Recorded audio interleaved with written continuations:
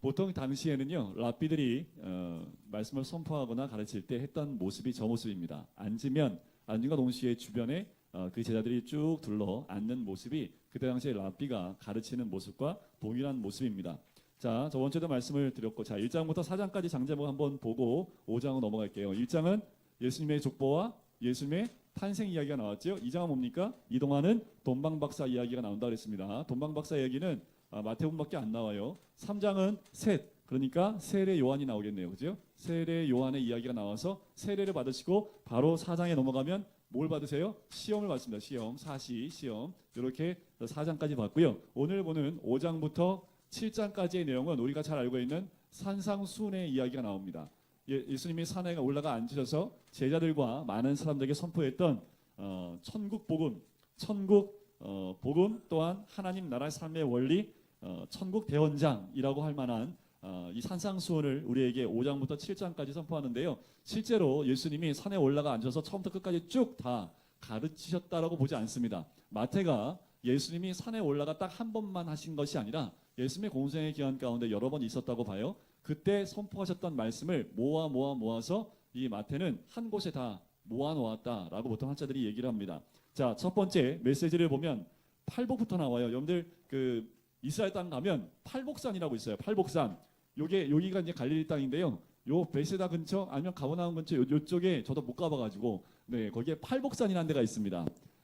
산이 아니에요. 그냥 우리가 보면 그냥 동산 같은 아주 완만한 동산인데 팔복산이라는 데가 있습니다. 그걸 기념해서 만들어놨고요. 팔복산에 올라가 우리 예수님이 앉으셔서 팔복에 대한 선포를 하십니다. 이 팔복은 굉장히 중요합니다. 산상수훈의 문 역할을 하죠. 천국 대원장의 대원장이라고 얘기하는 것이 팔복입니다. 자, 이 팔복은 예수 그리스도를 뜻합니다.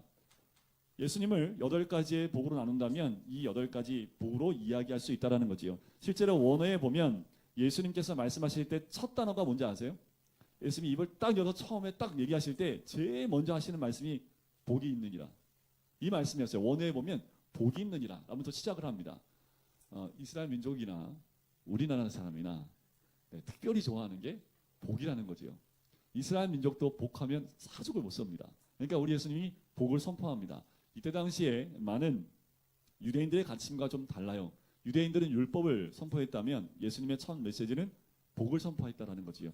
자, 우리가 시간이 없지만 좀 보고 가야 될 것이 있는데 구약의 복과 신약의 복이 있습니다. 구약 복이 뭔지 아세요? 구약에 나오는 최초의 복. 그것은 사람을 만드시고 복을 주십니다. 생육하고 번성하고 땅에 충만하라. 첫 번째 복이지요. 두 번째 복은요. 전복하고 다스리라는 두 번째 복입니다. 자, 이 구약에 있는 그 두 가지 복과 동일하게 신약의 복도 마찬가지입니다. 앞에 4가지의 복이 첫 번째 복과 연결이 되고요. 뒤에 4가지 복이 두 번째 복과 연결이 됩니다. 자, 이거 어떻게 말씀을 드리냐면 이렇게 보면 돼요. 심령이 가난한 자는 복이 있나니, 애통하는 자는 복이 있나니, 온유한 자는 복이 있나니, 의에 줄이고 목마른 자는 복이 있나니. 그래서 심의 온이 요 4가지는 어떠한 복이냐 하면 심령 안에서 나오는 복입니다.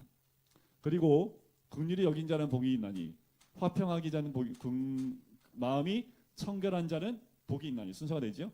마음이 청결한 자는 복이 있나니, 화평하게 하는 자는 복이 있나니, 의에 인하여 박해받는 자는 복이 있나니. 요것은 내면의 복이 채워졌을 때 외면으로 나가는 4가지 복이다라고 보시면 됩니다.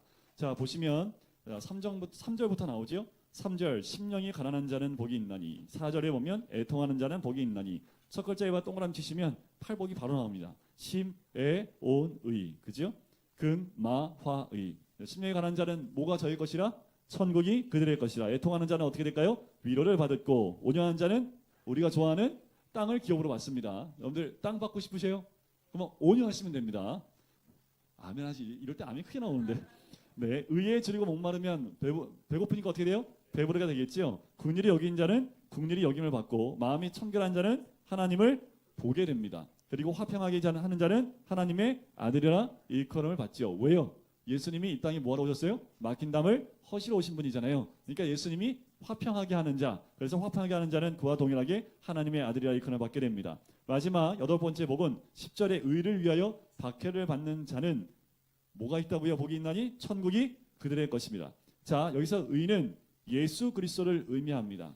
예수 그리스도를 위하여 박해를 받는 자는 복이 있다라고 얘기를 하지요. 나중에 시간이 되면 이 팔복에 대한 세미나를 한번 해서 한 가지 그 복의 의미가 뭔지를 좀 살펴보도록 하고요. 이번에는 처음과 끝만 한번 볼까요? 첫 번째 복이 심령이 가난한 거잖아요. 가난한 것이 뭐냐 하면 완전한 파산 상태를 의미합니다. 내 심령에 완전히 아무것도 없는 제로 상태에 있는 상태, 완전한 빈곤 상태, 절대의 빈곤 상태를 의미하는데, 그런 자에게 무슨 복을 주세요? 천국의 복을 주신다고 그랬죠. 자, 마지막 복을 보실까요? 의를 위하여 박해를 받는 자는 복이 있나니 그들에게도 뭐가 있어요? 천국이 그들의 것입니다. 시작이 천국이고 마지막이 천국이죠. 아무리 가만히 보니까 처음에 나온 복과 마지막에 있는 복이 좀 다르지 않을까라는 생각을 해봐요.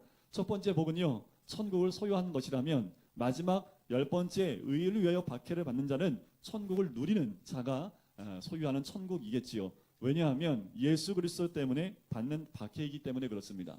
우리의 시작은 천국으로 시작해서 마지막은 천국을 누리는 삶으로 마지막 마무리가 되는 것이 이 팔복의 결론이기도 합니다. 자, 이렇게 8가지 복은 곧 예수 그리스도의 성품을 의미하시는 거고, 이 8가지의 복은 곧 예수 그리스도를 의미합니다.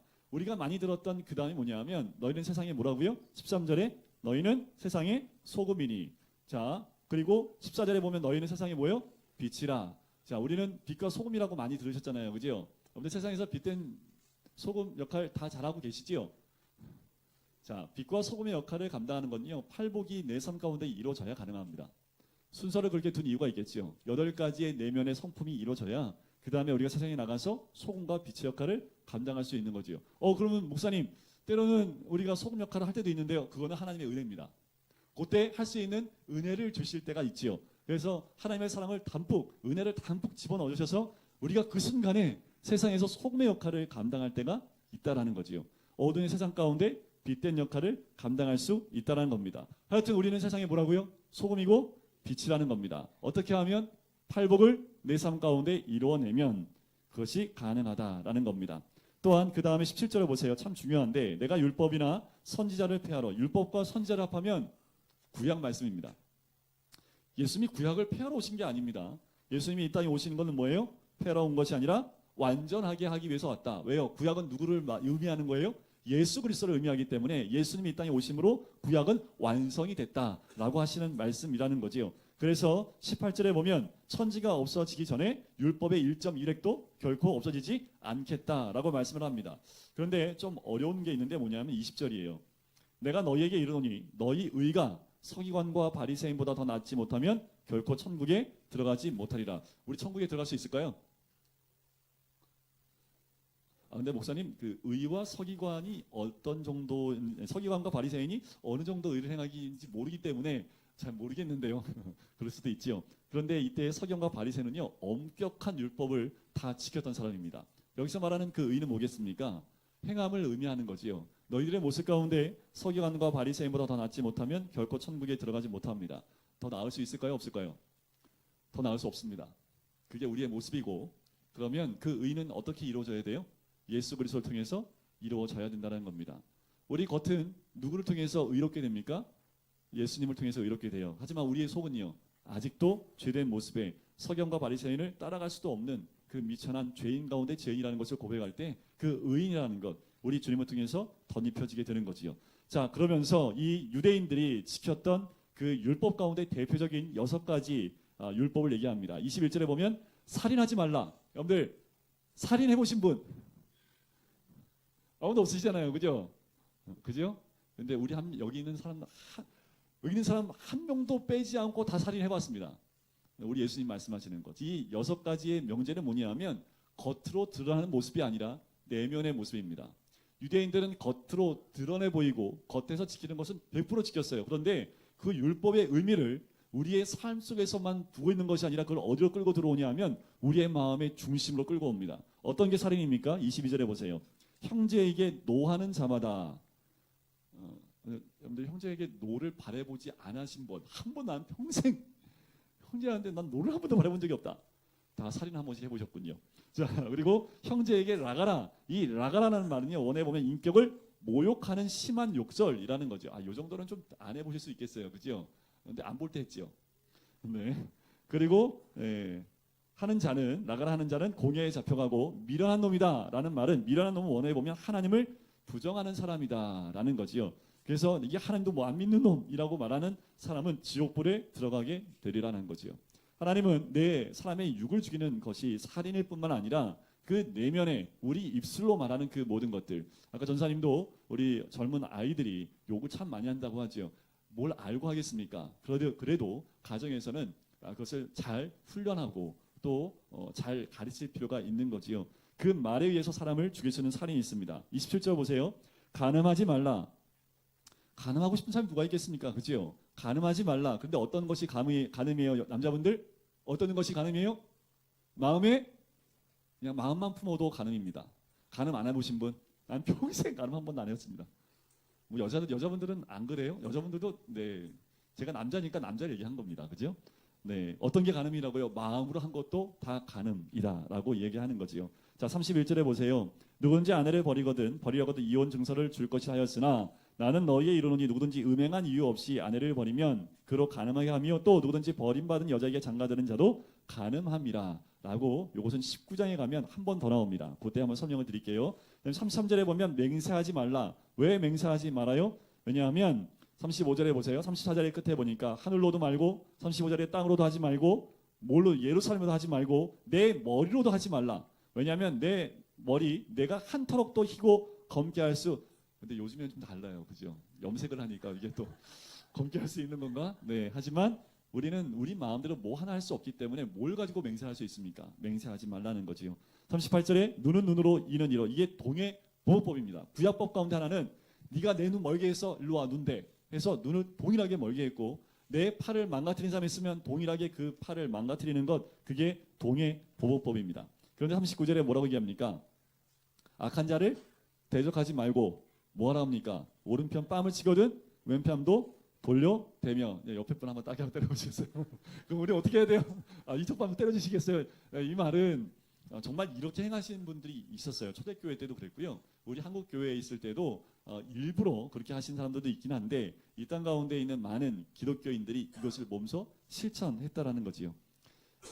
여기에 보면 이런 말씀이 있습니다. 너를 고발하여 속옷을 가지고자 하는 자는 겉옷까지도 가지게 하고 억지로 오리 가고자 하는 자 있으면 심리를 주고 구하는 자가 가게 주고 내게 꾸고자 하는 자에게는 거절하지 말라. 자, 이 말씀 가운데 이런 제가 신대원 다닐 때 그 교수님 지금 소천하셨어요. 암으로 돌아가셨는데 그 정원택 교수님이 이거를 현대말로 바꾸면 이렇대요. 여러분들 지금 갖고 소유하는 것 중에 재산 목록 2호가 뭡니까? 제일 값어치 있는 것 가운데 첫 번째가 뭐예요? 제일 값어치 있는 거. 뭐 저도 없기 때문에 집 아니에요, 집. 그죠? 집보다 더 귀한 게 있군요. 아니 애들 말고 사람 말고 재산 가운데 집이잖아요, 그죠? 그 두 번째 뭐예요? 집 그다음 비싼 거. 다이아몬드? 반지? 네, 우리 어른들 대답을 해주셔야 빨리빨리 말씀 진행되는데 뭐예요? 차잖아요, 차. 그죠? 그래서 이거를 이렇게 바꿔야 됩니다. 왜냐하면 그때 당시에 재산 목록 두 번째로 가장 비쌌던 게 겉옷입니다. 그때 당시에는 집 다음이 겉옷이었습니다. 그만큼 겉옷이 굉장히 중요했어요. 낮에는 햇빛을 가리는요, 이 밤에는요 추위를 가릴 수 있는 굉장히 비쌌습니다. 겉옷이. 그러니까 이거를 현대말로 바꾸면 누가 기름 좀 달라고 하면 차까지 줘버려라. 집사님, 여러분들 줄 수 있어요, 없어요? 이게 쉬운 게 아니. 우리가 봤을 때 우리 겉옷 엄청 많잖아요, 그죠? 그죠? 겉옷 엄청 많은데 뭐 한 벌 주고 말지 이런 개념이 아니라는 거예요. 이제 좀 뭐 미국 가면 미국에는 뭐 차가 두세 대씩 있으니까 뭐 그래 한 대 가져 이렇게 할 수 있을지 모르겠습니다. 그러면 또 그 미국에는요 재산번호 1호가요 저거랍니다. 요트. 그러니까 이게 뭐 2만 불 3만 불 넘어가면 이제 조금 더 넘어가면 개인 집마다 뭐가 있을까요? 헬리콥터가 있을 요 드론 타고 다니는 사람도 있다고 하는데 이때입니다. 그러니까 재산번호 2인데 지금 우리는 이것을 이렇게 바꾸는 거죠. 누가 기름 달라고 하면 네 차까지도 줘버려라. 할 수 있겠습니까? 쉽지 않다는 거예요.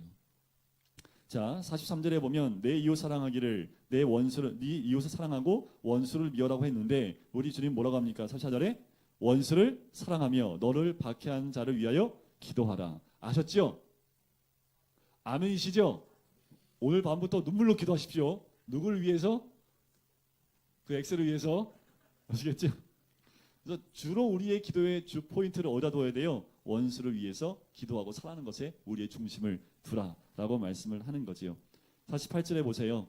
45절 한번 보세요. 45절에 뭐라고 나오냐면 너희 아버지의 아들이 되리니 이는 하나님이 그 해를 선인에게만 비춰주시고 비를 선인에게만 내리시더라. 이렇게 말씀 안 하시죠?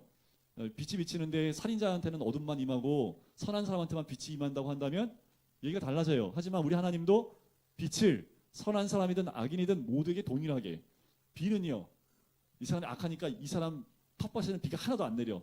그리고 여기는 선하니까 이쪽에 텃밭에는 비가 잘 내려. 그렇지 않는다는 거. 하물며 우리 하나님도 그러신데 우리도 그와 같아야 된다는 거지요. 그래서 5장의 핵심이 48절입니다. 그러므로 하늘에 계신 너희 아버지의 온전하심과 같이 너희도 온전하라라는 거지요. 이 메시지는 뭐냐 하면 아버지가 온전하다면 그 자녀도 온전합니다. 왜요? 우리가 아버지를 닮는다는 건 뭡니까? 우리 안에 뭐가 있기 때문에? 그 아버지의 DNA가 있기 때문에 그렇지요. 그럼 하나님 아버지가 내 아버지가 되어지면 우리 몸 안에 뭐가 있는 거예요? 하나님의 DNA가 있습니다. 어떤 DNA? 온전의 DNA가 있다는 거예요. 그래서 우리가 성장하고 성숙할수록 어떻게 닮아가요? 온전하심으로 닮아가게 돼 있다라는 그 말씀입니다. 6장에는 이런 내용이 있습니다. 6장에는요. 이 사람이 특별히 랍비들이 세 가지 하는 행동이 있습니다. 첫 번째가 뭐예요? 구제하는 거, 두 번째가 기도하는 거, 세 번째가 금식하는 거. 이 유대인들 가운데 가장 지키는 세 가지, 요 세 가지를 예수님 말씀하십니다. 그런데 1절을 보세요. 이게 타이틀 하나 딱 주시고 이 세 가지 행동에 대해서 말씀하시는데 사람에게 보이려고 그들 앞에서 너희 의를 행하지 않도록 주의하라. 이 말씀 왜 했을까요? 당시 유대인들이 행했던 이 기도나 구제나 그리고 금식을 다 뭐 하기 위해서 했던 거예요? 이렇게 해놓고 저 오늘 금식하거든요. 이러고 다녔다라는 거예요. 그래서 누가 봐도 저 사람 금식하네. 그리고 기도할 때 어디서 기도해요? 시장 어귀에 길거리에 모퉁이에 산 많이 다니는데 딱 해서 여기 이렇게 기도합니다. 여기 그 히브리 말로, 그것도 헬라 말로 말고 히브리 말로만 하면은 사람들이 딱 가다가 저분 기도하시네. 그래서 삥 돌아가요. 거기서 왜 기도해요? 나 기도한다라는 걸 보이기 위해서 한다라는 거지요. 구제도 마찬가지입니다. 구제도 구제하는 모습을 보이기 위해서 사람 많은 곳에서 구제를 한다라는 거지요. 그렇게 하지 말라는 겁니다. 그리하지 아니하면 하늘에 계신 너희 아버지께 상을 받지 못하리라. 자, 2절에 구제할 때 나오죠. 5절에 기도할 때 나오죠. 그리고 16절에 금식할 때 나오죠. 요 세 가지 가지고 공통점은 뭐냐면 은밀히 보시는 너희 하나님께서 갚으실 테니까 오른손이 하는 일을 왼손이 모르게 하라. 그리고 기도할 때도 골방에 들어가서 문을 닫고 은밀한 중에 내 아버지께 해라. 그리고 금식할 때는요. 뭐 하라고요? 머리에 뽑아둔 기름을 바르고 얼굴에 분을 칠해서 어느 누구도 네가 금식하는지 알지 못하게 해라. 그것을 누가 할 수 있게요? 우리 하나님만 알 수 있게 그렇게 하라는 거지요. 무슨 일을 하더라도 내가 그 일을 하는 것은 하나님만 알 수 있게끔 은밀한 가운데 행해야 된다라는 것을 말씀을 합니다. 자, 19절부터 34절까지 나오는 중심 핵심 내용이 뭐냐면 한 사람이 두 주인을 섬길 수 없습니다.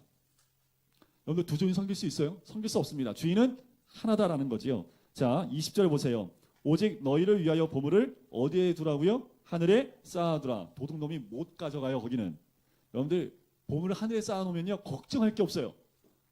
망하지도 않고 도둑질 당하지도 않아요. 21절 보물이 어디 있대요? 네 보물이 있는 곳에 모두 있어요? 내 마음에. 그러니까 어떻게 해요? 보물을 하늘에 쌓아두면 우리의 마음이 어디 있는 거예요? 하늘에 있는 거지요. 근데 보물이 한국은행에 있으면 내 마음이 어디 있어요? 한국은행 망하면 안 되는데 한국은행은 안 망하겠지요, 그죠? 우리나라가 망하지 않는 이상은 여러분들이 내 마음에 있는 곳에 보물이 있는 곳에 내 마음이 있기 때문에 우리의 보물을 어디에 두라고요? 저 하늘에 두라는 겁니다. 24절에 보세요. 한 사람이 두 주인을 섬기지 못할 것이니 24절 끝에 보니까 너희가 하나님과 재물을 겸하여 섬기지 못한다라는 거지요. 왜 특별히 예수님이 하나님과 재물이라고 했을까? 사람들의 마음이 재물에 의해서 많이 넘어지기 때문에 그렇습니다. 자, 25절부터 나오는 마지막 절까지 나오는 그 말씀의 핵심은 뭐냐면 염려하지 말라는 거예요. 자, 염려하지 말라는 그 말은 염려는 원어에 보면 마음이 나눠지다라는 뜻이 있어요. 마음이 나눠진다.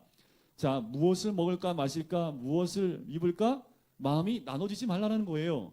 공중의 새를 봐라. 너희 중에 누가 염려함으로 그 키를 한 자라도 더 할 수 있느냐. 실제로 키를 키울 수 있는 우리 현설이가 요새 걱정을 많이 해요. 아빠보다 커야 되는데 근심을 많이 하는데 안 된다고 그래. 너는 안 돼. 너는 아빠는 안 돼. 일단은 제가 누르고 보는데 자, 이게 키가 그 키일 수도 있고요. 또 하나는 나이, 그러니까 생명을 더 늘린다라는 의미도 있을 수 있습니다. 그렇게 염려함으로 할 수 있습니까? 못하지요.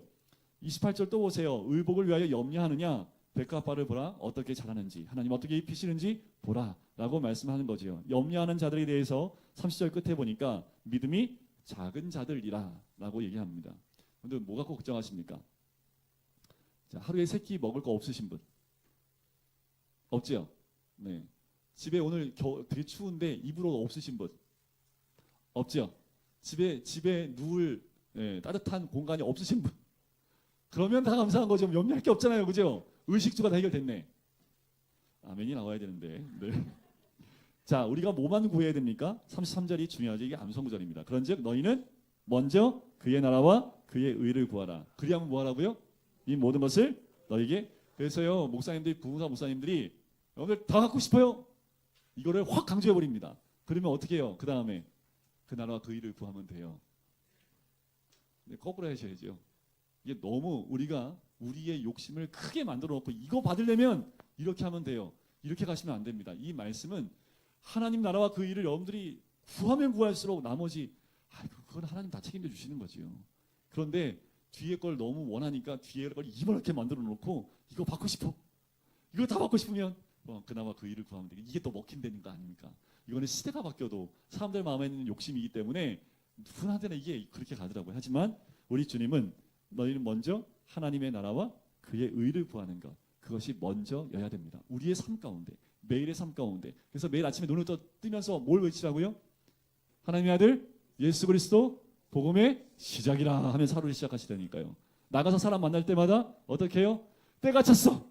하나님 나라가 가까이 왔으니 회개하고 복음을 믿어야 돼. 이게 우리의 삶의 레퍼토리가 되셔야 된다는 거지요. 염려는 누가 해요? 34절 보세요. 내일이 염려할 것이요.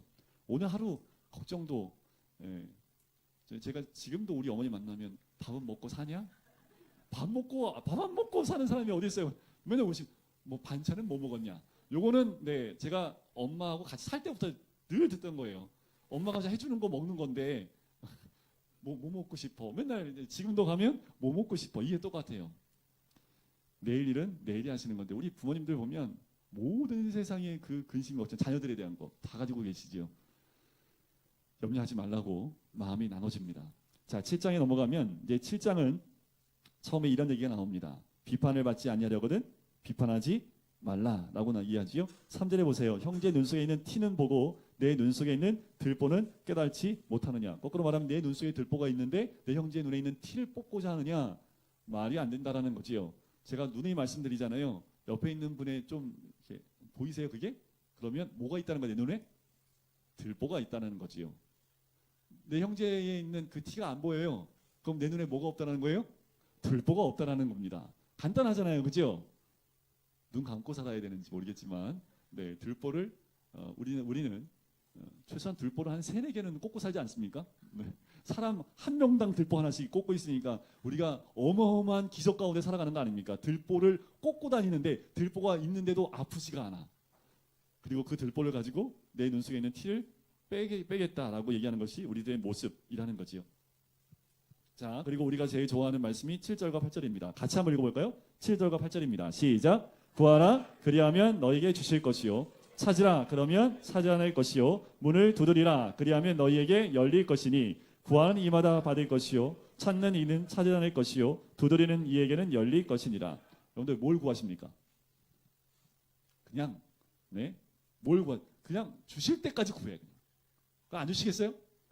여러분들 뭐 찾으세요? 문이 깨 부서질 정도로 찾으세요. 그러면 못 찾겠어요? 이게 그런 말씀일까요? 옛날에는 그렇게 말씀을 했어요. 부흥사 목사님들이 안 돼. 그러면 소나무 뿌리 2개 뽑아봐. 안 되나? 하나 다 들어주셔. 그날 밤에 그냥 가가지고 소나무 뿌리 하나씩 왜 소나무 뿌리를 옛날에 소나무 뿌리를 이렇게 흔들어갖고 뽑았더라고요. 저는 힘이 없어갖고 뽑으려다가 못 뽑았는데 이게 지금 산상수훈의 맨 마지막에 있잖아요. 근데 우리 예수님이 너희들의 욕심을 위해서 구하라고 이 말씀 주셨을까요? 그렇지 않다라는 겁니다. 보세요. 여기에 보면 11절에 보세요. 너희가 악할지라도 좋은 것으로 자식에게 줄 줄을 알거든 하물며 하늘에 계신 너희 아버지께서 구하는 자에게 좋은 것으로 주시지 않겠느냐. 이 좋은 것이 뭐냐? 이게 중요한데 누가복음 11장에 보면 요 똑같은 메시지가 나오는데 좋은 것 대신에 뭐가 들어가 있냐 하면 성령이 들어가 있습니다. 아하, 산상수훈의 맨 마지막 결론 부분에 우리가 무엇을 구해야 돼요? 성령을 구하고 찾고 두드리면 우리 주님이 주시겠다라는 겁니다. 이 땅에서 우리가 믿음의 삶을 살 때 제일 중요한 게 뭐예요? 성령이 우리 위의 삶 가운데 함께하는 거죠. 그러니까 성령을 찾고 구하고 두드리면 우리 하나님이 주시겠다라는 겁니다. 세상에서 제일 좋은 게 뭐예요? 성령님이시잖아요. 여러분들 경험해 보세요. 성령 외에 이 땅 가운데 수십억을 줘도요, 성령과 못 바꿉니다. 수십억은 여러분들 12억 날리는데 4시간 만에 날렸다고 하더라고요. 4시간. 20억 날리는데 일주일 만에 사라지더래요. 실제로 이게 간증하시는 분한테 들은 거예요. 근데 20억 날리는데 연타사고 터지는데 욥이 한순간에 모든 게 다 없어졌죠. 자식들까지. 그게 한순간이었잖아요. 그죠? 지금도 하나님이 한번 후 불면 모든 것들은 한순간에 다 사라집니다. 그러니까 사라질 것에 우리의 마음을 빼앗기지 마시고 뭘 구하라고요?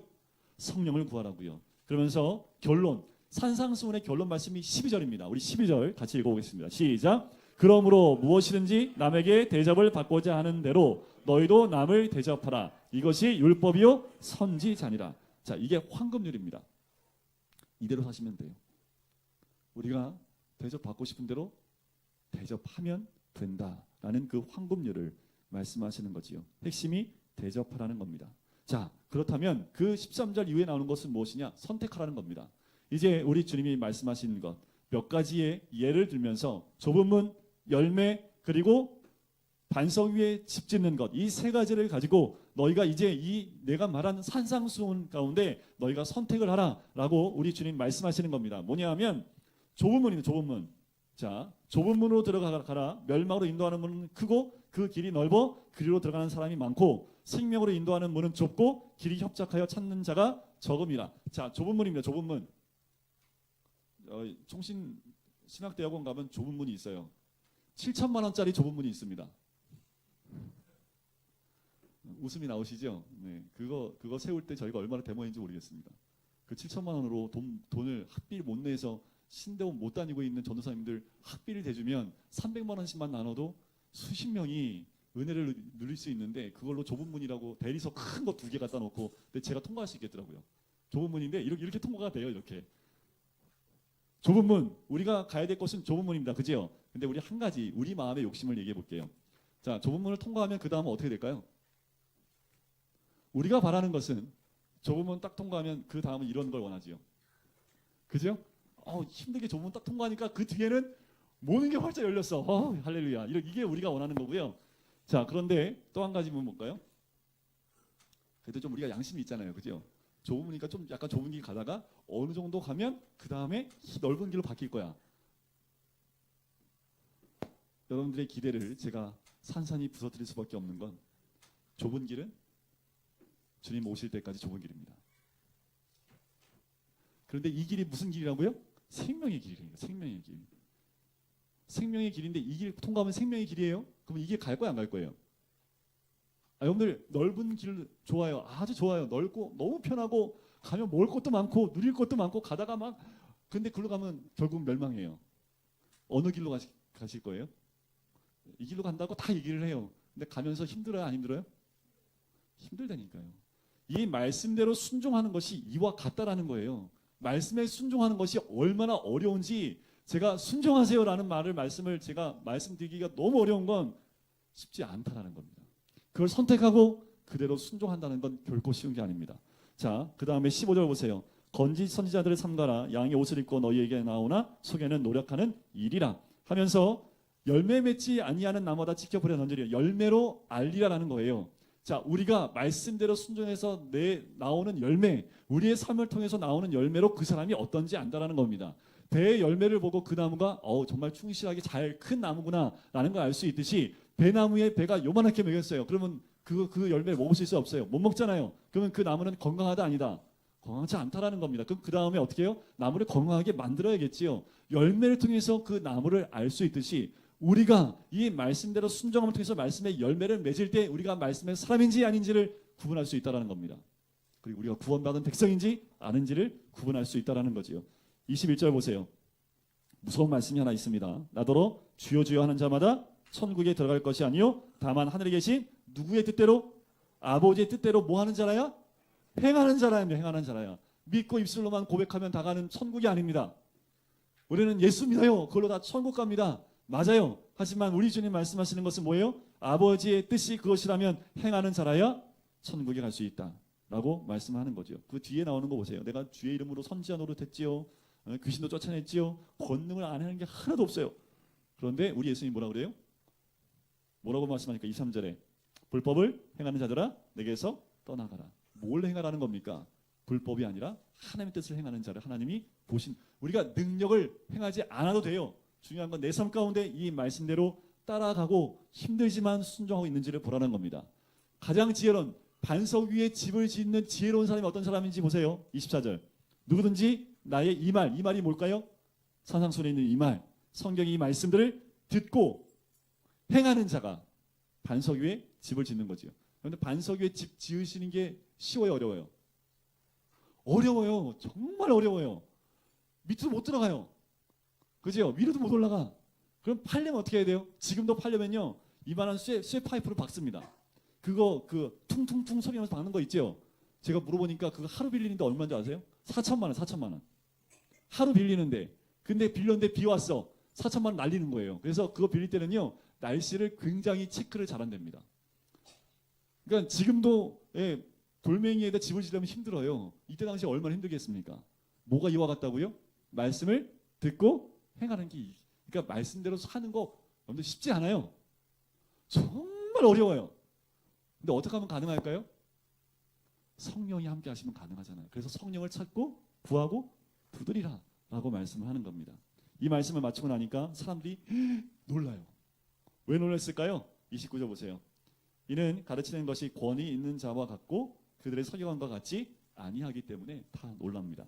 자, 그리고 8장과 9장 말씀으로 넘어가면 8장과 9장에는요 10가지의 이적이 나옵니다. 10가지 이적. 자, 이적들 한번 볼까요? 자, 첫 번째 이적이 뭐냐 하면 1절에 산에서 내려오시죠. 수많은 무리가 따르는데 한 나병 환자가 옵니다. 이 나병 환자를 우리 주님이 말씀하실 때, 깨끗하게 하실 때 뭐라고 합니까? 3절에 보니까 내가 원하노니 깨끗함을 받으라. 자, 나병 환자, 이 병에서 치료를 받아야 되잖아요. 그렇죠? 치료를 받아야 되는데 깨끗하다라고 말하는 게 옳습니까? 아니면 나음을 입으라는 게 말이 옳습니까? 왜? 너 나병왕에서 깨끗해져? 아니면 나병에서 나음을 입어? 뭐가 맞아야 돼? 원래 어떤 게 맞는 것 같아요? 낫는 거잖아요, 그죠? 근데 우리 예수님 뭐라요? 깨끗함을. 그렇다는 얘기는 뭐냐면 이 나병에 대한 근거를 뭐에 두고 있는 거예요? 깨끗하다는 거는 죄를 졌다라는 얘기잖아요. 그러니까 이 나병의 근거를 죄에 두고 있다라는 겁니다. 우리 예수님도. 그래서 깨끗함을 받으라. 죄에서 깨끗함을 받으라 라는 것을 의미하는 거지요. 그리고 5절부터 나오는 것은 중풍병 걸린 백부장의 하인을 고치려고 하는 그 이야기가 나옵니다. 8절 끝에 보세요. 이 백부장이 예수님을 모시기에 너무 죄송해. 그래서 뭐라고 합니까? 다만 말씀으로만 하옵소서. 그러면 내 한인이 낫겠나이다. 왜요? 나도 종이셔서 가라면 가고 오라면 오듯이 그와 같기 때문에 그냥 말씀만 하십시오. 그랬더니 10절에 예수님이 그에 대해서 이렇게 얘기합니다. 내가 진실로 너희에게 이르노니 이스라엘 중 아무에게서도 이만한 믿음을 보지 못하였다. 제자들은 맨날 하나 듣는 말이 뭐예요? 믿음이 작은 자들아, 너희 믿음 어디 있냐? 그런데 이 백부장한테 뭐라고요? 믿음이 크도다. 이 백부장은 유대인이 아니에요. 아닙니다. 이방인입니다. 이와 동일한 말을 또한 들었던 사람이 15장에 수로버니게 여인이 나옵니다. 그 사람도 이방인이었습니다. 이방인들은 네 믿음이 크도다.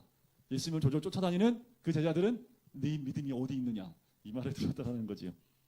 자, 그러면서 14절에 보면 베드로의 장모를 고치는 장면이 나오죠. 이게 왜 여기에 적혀 있냐면 여러 가지 의미가 있지만 당시에 랍비들은요 이랬대요.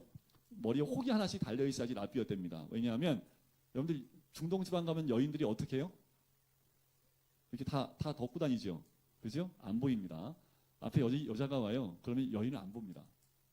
어떻게 가야 돼요? 가긴 가야겠고 이러고 가는 거죠. 안 맞으시려고.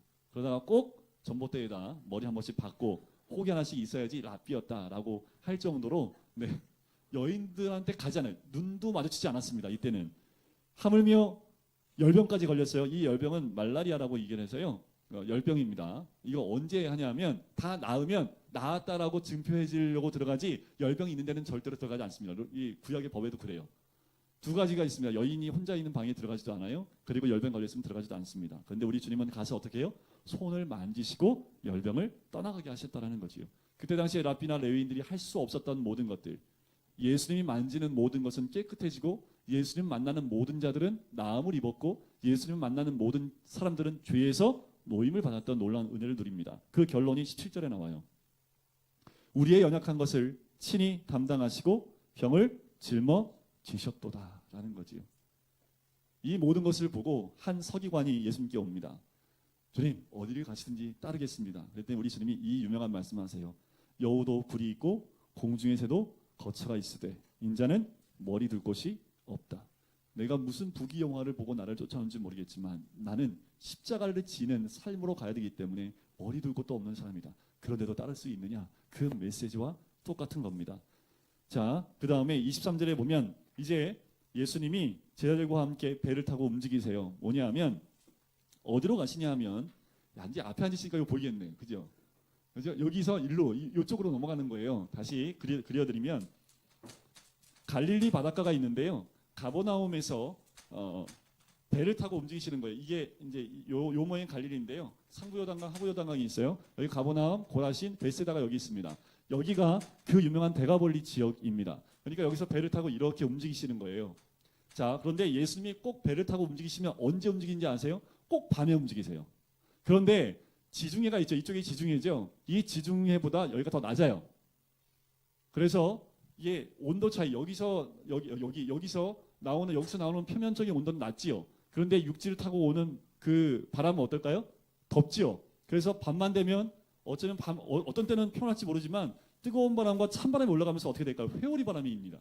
그러니까 밤만 되면 하여튼 풍랑이 많이 일었던, 그래서 어부들도 밤에는 어업을 하러 잘 안 나가고 잘 보고 나가는데 우리 예수님 꼭 나가시면 언제예요? 밤에만 나가요. 밤에만.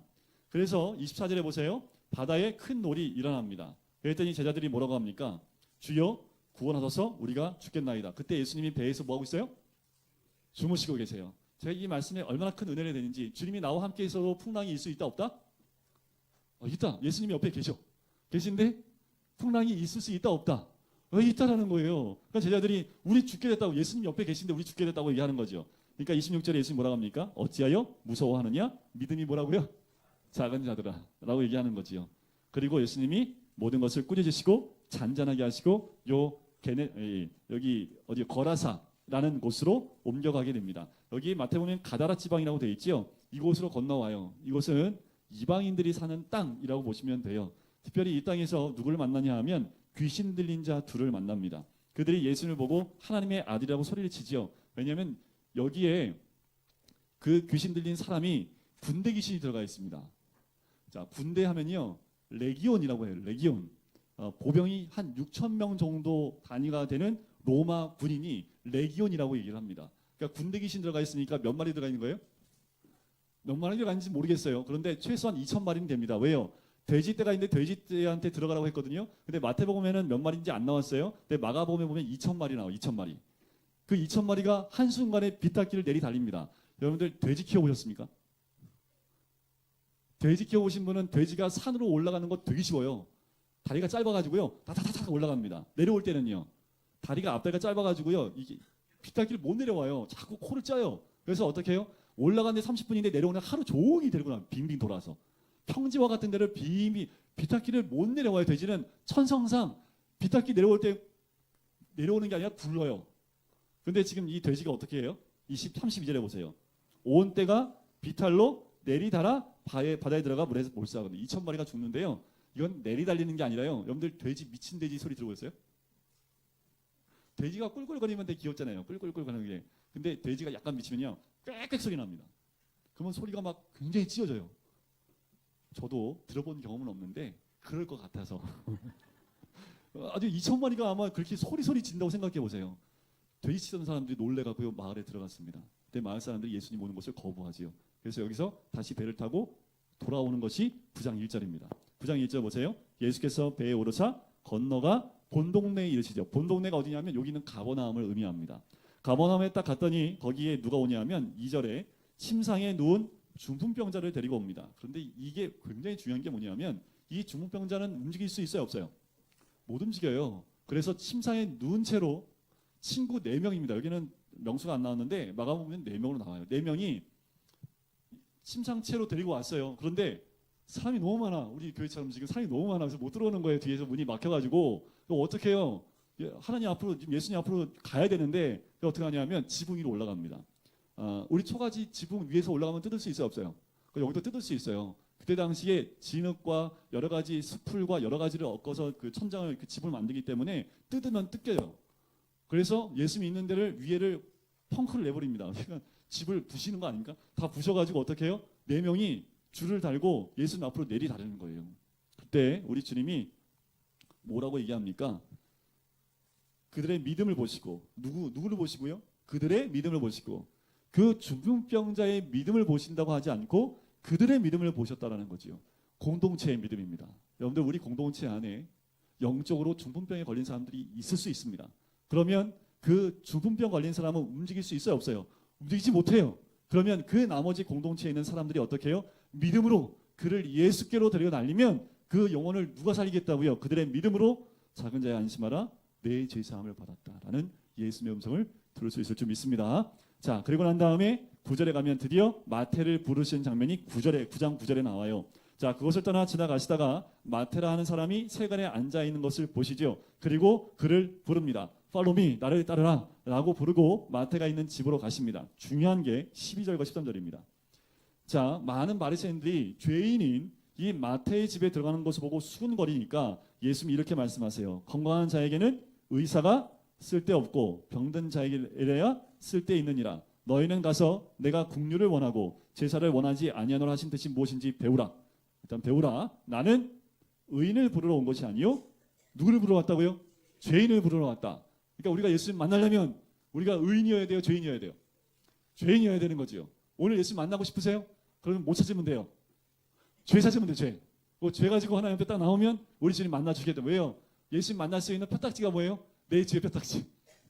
내 죄를, 왜냐하면 예수님이 죄인을 부르러 왔기 때문에 우리는 끝없이 내 죄를 주님 앞에 고백할 때마다 우리 주님은 우리를 만나 주신다라는 거지요. 그 이후에 금식 논쟁이 나오지요. 이 유명한 말이 있습니다. 새 포도주는 새 부대에. 왜 그런지 아시죠? 네, 이 새 부대에 넣어야 될 이유는 그러니까 포도주가 발효하면서 이게 가스가 나옵니다. 그러면 새 부대는요, 신축성이 있기 때문에 이것이 늘어나요. 그런데 헌 부대는요, 신축성이 다 깨어졌기 때문에 발효될 때 터져버립니다. 그래서 새 포도주는 새 부대에라는 말이 나오는 거지요.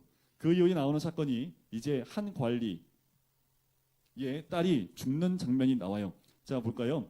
18절에 보세요. 예수께서 이 말씀을 하실 때에 한 관리가 와서 저람에 이르되 내 딸이 방금 죽었사오나 오셔서 그 몸에 손을 얹어 주소서, 그러면 살아나겠나이다. 자, 죽었다는 얘기예요, 안 죽었다는 얘기예요? 근데 뒤에 보니까 가는 길에 죽죠. 여러분들 읽어갖고 오신 분들은 이게 왜 죽었다고 하는데 죽었다고 하는데 예수님이 가는 길에 죽어요. 자, 이 표현은 뭐냐면 방금 죽었사오나라는 말은 죽었다는 얘기가 아니라 지금 그만큼 숨이 넘어가기 직전이라는 겁니다. 그러니까 뭐예요? 빨리 와달라는 표현을 이렇게 한 거죠. 그래서 이 관리의 딸 관리가 예수님의 손을 붙잡고 막 가는 거예요. 가는 길에 누굴 만날까요? 20절에 12해 동안이나 혈류증으로 앓는 여자를 만납니다.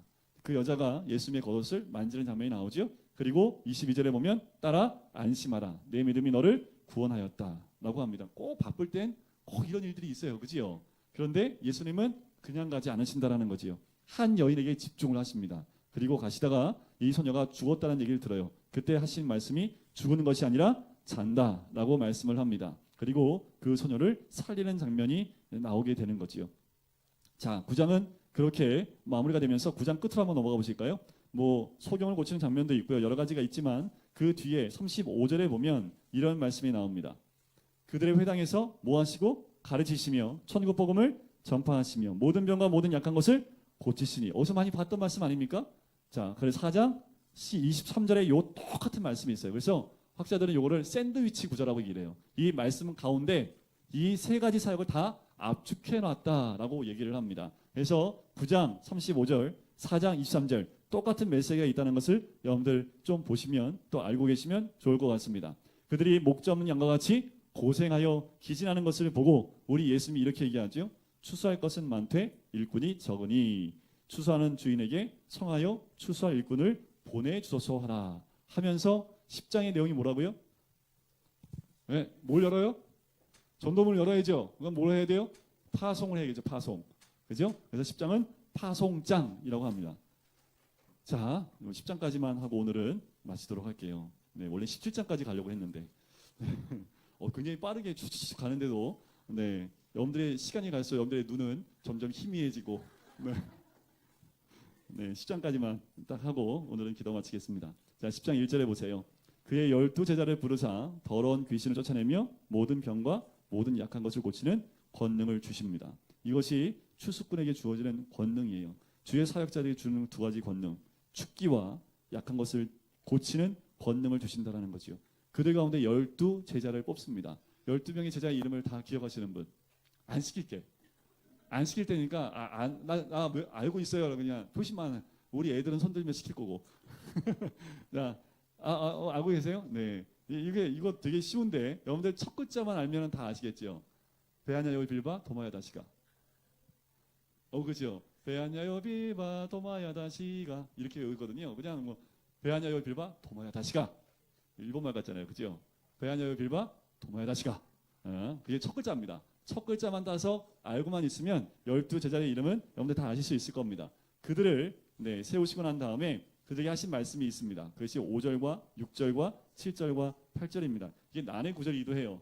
이방인의 길로도 가지 말고 사마리아인의 고래도 들어가지 말고 오히려 이스라엘의 집에 잃어버린 양에게로 가라 라고 얘기를 하죠. 이것은 이스라엘에게만 구원이 있다라는 그런 의미보다 아직 이방인이 준비되어져 있지 않기 때문에 우선 이스라엘 집부터 잃어버린 양에게로 가서 복음을 전하라. 그래서 사도행전 1장 8절에 보면 권능을 받고 어디서부터 시작해요? 예루살렘부터 시작을 하는 겁니다. 예루살렘부터. 7절에 보시면 전파하여 말하되 천국이 하나님 나라가 가까이 왔다 하고 병든 자를 고치며 죽은 자를 살리며 나병 환자를 깨끗하게 하며 귀신을 쫓아내되 너희가 거저받았으니 거저주라. 하나님 주신 능력을 가지고 너희가 거저받았기 때문에 거저주어라 라고 말씀을 하지요. 그리고 다닐 때 뭘 가지지 말라고요? 아무것도 가지지 말라고 얘기하십니다. 그죠? 그리고 가는 곳마다 12절에 보니까 평안을 빌라. 14절에 누구든지 너희를 받지 않으면 너희 발에 먼지를 떨어 버려라 라고 얘기를 하지요. 여러분들 이것은요 유대인들이 행했던 모습이에요. 뭐냐면 이방 땅을 이렇게 여행하고 오면 유대 땅으로 들어오기 전에 이방 땅을 향해서 신발을 벗었어요. 신발에 있는 먼지를 떨어버렸다고 합니다. 이게 뭐냐면 멸망받을 백성들이라는 의미입니다. 그러니까 내 신발에 멸망받을 땅의 먼지까지 다 떨어버린다는 의미가 있어요. 그래서 유대인들 향해서 신발에 먼지 떨치면 절대로 안 됩니다. 욕하는 거예요. 그래서 근데 지금 주님이 뭐라고 하는 거예요? 복음을 받아들이지 않는 그 집에 너희 발에 먼지를 떨어버려라. 그 말은 뭐예요? 그 가정은 심판의 대상이 된다라는 그 의미를 이야기합니다. 특히 사도 바울이 이 모습을 비시디아 안디옥에서 그대로 행하는 모습이 사도행전 13장 51절에 등장을 하지요. 그들을 보낼 때 우리 주님 하신 말씀이 16절입니다. 양을 이리 가운데 보냄과 같도다. 그러면 너희는 뱀같이 지혜롭고 비둘기같이 순결하라. 자, 이리를 잡으려면 뭘 보내야 됩니까? 호랑이나 사자는 보내야죠. 그죠? 그런데 이리를 잡기 위해서 누구를 보내요? 양을 보내요. 우리 주님이 이 땅 가운데 뭐로 오셨어요? 어린 양으로 오셨지요. 세상의 논리로는 더 강한 자가 와서 제압을 해야 되겠지만 하나님의 그 원리 가운데 연약한 자가 와서 그들을 구원할 수 있는 길을 여는 거지요. 우리에게 필요한 것은 지혜와 순결입니다. 19절 무엇을 말할까? 염려하지 말라. 왜요? 너희 입에 말을 줄 분이 누구라고요? 20절 끝에 성령이니라 라고 말씀을 하는 거지요. 자, 28절 한번 가볼까요? 24절부터 나오는 그 메시지는 뭐냐면 두려워하지 말라는 겁니다. 두려워할 필요 없어요. 뭐만 정말 두려워할 분을 두려워해야 되지 너희의 육의 생명을 취할 자들을 두려워하지 말라라고 얘기하시는 거지요. 28절 보세요. 몸은 죽여도 영혼은 능히 죽이지 못하는 자들을 두려워하지 말고 오직 몸과 영혼을 능히 지옥에 멸하실 수 있는 이를 두려워하라는 거지요. 그분은 우리의 목까지 세시는 분, 머리털까지 세신 바 되는 분. 우리 주님이 제 머리털을 세기 위해서 얼마나 고생한 줄 아세요? 아침에 머리 감을 때마다 머리털이 한 수십 개씩 빠지거든요. 저도 빠져요. 근데 머리숱이 많아서 빠져도 티가 안 나는 거지 그러면 오늘 아침에 그 머리 빠지고 또 계산하실 거 아니에요, 그죠? 머리털이 몇 일까지 세시는 분이 한 거죠. 그러니 무슨 의미입니까? 우리의 모든 일거수일투족을 다 알고 계시는 분. 31절에 두려워하지 말라. 너희가 참새보다 귀하다라는 거지요. 32절에 누구든지 사람 앞에서 나를 시인하면 나도 하늘에 계신 내 아버지 앞에서 그를 시인할 것이요. 시인하는 삶을 살라고 얘기하시는 거지요. 그러면서 34절에 이 중요한 말씀을 하십니다. 내가 세상에 화평을 주러 온 줄로 생각하지 말라. 이게 무슨 말이에요 이게? 네? 화평이 아니요 뭘 주러 왔다고요? 검을 주러 왔대. 이게 무슨 말이에요? 우리 주님은 화평의 주님이라고 아까 말씀을 드렸잖아요, 그죠? 근데 내가 세상에 화평을 주러 온 줄로 생각하지 말라. 화평이 아니요 검이다. 누가복음엔 똑같은 메시지에 검 대신 분쟁이 들어가 있습니다. 이게 무슨 의미입니까? 자, 이 화평은 주님이 말씀하신 화평이 아니라 세상의 화평, 일시적인 화평을 의미합니다. 제가 이것을 경험했던 사람 아닙니까? 믿지 않는 가정에서 복음이 들어가면 어떤 일이 생길까요? 난리가 납니다. 난리가 나. 특히 며느리들은 밥이에요. 며느리는 밥. 항상 나오는 게 며느리, 신앙 있는 며느리, 신앙이 없는 시어머니. 그래서 항상 며느리는 약자의 편에 서 있는 것처럼 항상 이렇게 나오고 며느리는 늘 교회 와서 울고 있고 이런 모습이 나오지만 그러니까 이게 그런 거예요. 복음이 한 가정에 들어가면 분쟁이 일어날 수밖에 없죠. 그죠? 분쟁이 일어날 수밖에 없어요. 자, 35절에 보세요. 내가 온 것은 사람이 그 아버지와 딸이 어머니와 며느리가 시어머니와 불화하게 하려 함이니. 미가서 7장 6절 말씀을 인용한 겁니다. 복음이 들어가면 이런 일이 있어요. 특별히 저도 제사 문제 절하는 것 때문에 우리 아버지하고 1년 동안 정말 밀고 당기기. 우리 아버지 술 한번 들어가시면 30분 간격으로 레퍼토리가 돌아갑니다. 그걸 한 6바퀴 돌리면 이제 좀 끝나요. 6바퀴 돌리면 몇 분 지났는지 아시죠? 3시간이 흐릅니다. 3시간. 그냥 꼬박. 먼저 제사는 또 왜 이렇게 늦게 해요? 꼭 12시 가까이 돼서 해야 된대. 그게 무슨 의미가 있는 건지 모르겠지만 항상 12시 가까이에서 제사를 지내요. 끝나고 그때 술 한잔 들어가시면 오후 이제 새벽 3시까지 꼬박 그 얘기를 30분 간격으로 반복돼서 또 어떻게 술 취하신 분들은 어떻게 똑같은 말을 똑같은 걸 어떻게 30분 진짜 야 대단합니다. 그렇게 한 1년 고생하고 나니까 저희 집안이 1년에 13번 13번 그러니까 우리 어머니가 한 달에 한 번씩 거기다가 뭐 추석하고 설 있으면 한 달에 2번씩 해야 되는 거죠. 그러면 아주 고생을 지금은 너무 감사해야 되는데 우리 어머니가. 근데 또 그게 몸에 익으셨잖아요. 어르신들. 이게 우리 어머니도 이제 거의 80 가까이 되니까 평생 한 50년을 그렇게 사시다 보니까 이제 안 하니까 허전하신 거예요. 그래서 허전하시더라도 하지 마시고 밖에 나가서 맛있는 거 드시자고 이렇게 해서 이제 다 없애긴 했는데 처음에 이 제사의 문제 때문에 절하는 문제 때문에 집안의 문제가 좀 심각했었습니다. 저희 이제 형하고 저하고 맨날 이런 어려움이 좀 있었는데 37절 보세요. 아버지나 어머니를 나보다 더 사랑하는 자는 내게 합당하지 아니하고 아들이나 딸을 나보다 더 사랑하는 자도 내게 합당하지 아니하며 자기 십자가를 지고 나를 따르지 않는 자도 내게 합당하지 아니하니라. 자기 목숨을 얻는 자는 잃을 것이요 나를 위하여 자기 목숨을 잃는 자는 얻으리라. 복음을 위해 살아가는 삶, 그것을 의미합니다. 그런데 이 복음 위에 또 선교를 위해서 전도를 위해서 살아가는 사람들이 받는 복이 40절 보세요. 너희를 영접하는 자는 나를 영접하는 것이요 나를 영접하는 자는 나 보내신 이를 영접하는 것이니라. 그런데 이런 마음은 있어야 돼요. 누가 저를 영접해요? 넌 나한테 한 거 아니야. 우리 하나님께 영접한 거예요. 그 하나님의 큰 상이 너한테 이런 말은 하지 말고 그런 프라이드는 가지고 있어야지요. 42절 보세요. 누구든지 제자의 이름으로 이 작은 자 중 하나에게 냉수 한 그릇이죠 이게. 그래서 이렇게 어르신들이 옛날 우리 교회에서는 우리 교회 그 역사에 보면은 항상 담임 목사님 그 물을 잘 챙겨드리는 이유가 여기 있는 거죠. 그래서 옛날에는요 이거 챙기려고요 싸웠어요. 그거 모르시죠? 권사님들끼리 이 영광을 누리겠다고 이게 목사한테 물 하나 주는 게 무슨 영광이겠습니까, 그죠? 그런데 여기 말씀의 근거에서 이분들이 아니까 어떻게 하는 거예요? 그냥 작은 자 하나에게 주님의 이름으로 냉수 한 그릇 하면 그게 어떻게 하는 거예요? 내가 지금 이러니 그 사람이 결단코 상을 잃지 않으리라. 그러니까 이 옛날에 60년, 70년대는요 이거 하나만 열심히 해서 복 받으신 어르신들이 있습니다. 진짜로 그래요. 그때는 강대상을 열심히 닦는 거 하나만으로도 정말 그때 당시에는요 그게 복이 왜요? 목사님들이 그걸 복이라고 선포했거든요. 그러니까 그걸 믿고 하면 복입니다. 누구하고 똑같아요? 한나처럼. 엘리가 너 얘기할 거야 그랬더니 그냥 믿고 가는 것처럼 하나님의 말씀을 준 목회자가 그걸 선포하니까 그걸 그냥 그대로 믿는 거죠.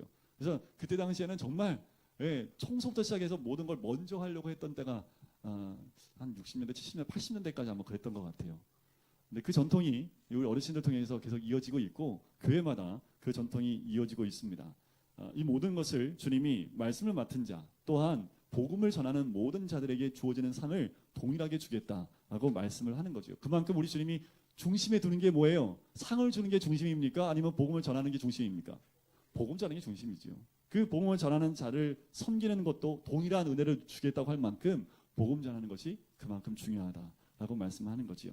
자, 이제 11장에 넘어가면 이제 젓가락장입니다. 네. 젓가락장이면서 또 일일이 질문하는 장이 돼요. 자, 우리 1장부터 10장까지 우리가 공부를 했는데 다음 주는 무슨 날? 찬양 축제가 있는 날. 그래서 다음 주에는 간단하게 11장의 1절부터 몇 절만 하고요. 바로 찬양 축제로 가도록 하겠습니다. 자, 기도하고 우리 예배를 마치겠습니다.